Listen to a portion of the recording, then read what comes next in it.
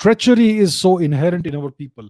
So this is an idea or a belief that is, I think, ingrained in us, that treachery is very common in India. It is very inherent to the Indian people. India produces traitors in great quantities.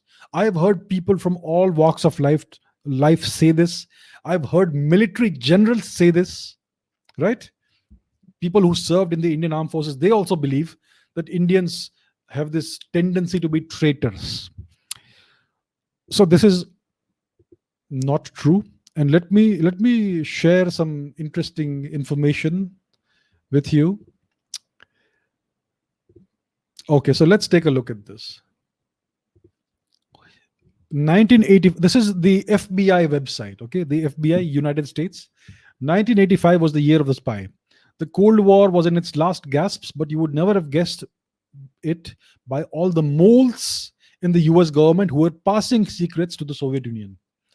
So you had all these different spies. John Anthony Walker Jr., he was a US Navy warrant officer who worked for the Soviet Union, who passed secrets, top cryptographic secrets to the Soviets for more than 17 years, compromising at least 1 million classified messages.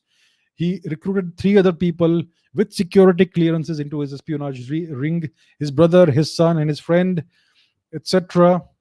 You had Jonathan J. Pollard, who was in the intelligence in the Navy's anti-terrorist center. You had Sharon Marie Scranage, CIA clerk stationed in Ghana. Larry Wutai Chin, who worked for China, and so many other people. This is just 1 year. It was called the year of the spy, but the 1980s were actually the decade of the spy. The United States had discovered during the Cold War hundreds of Americans employed by the US government, employed in very sensitive jobs, who were passing secrets to the Soviet Union. And the same goes for the UK. Kim Philby is one of the most famous spies of the UK who defected to the USSR, right? So this goes on to show that this treachery is something that is part of every society. A certain percentage of the population of any society is going to have antisocial, criminal, or treacherous tendencies. It's just a statistical fact, my friends. But we tend to somehow, our historians and our leaders somehow tend to focus on the negatives all the time. And we don't focus on the great heroes we have produced.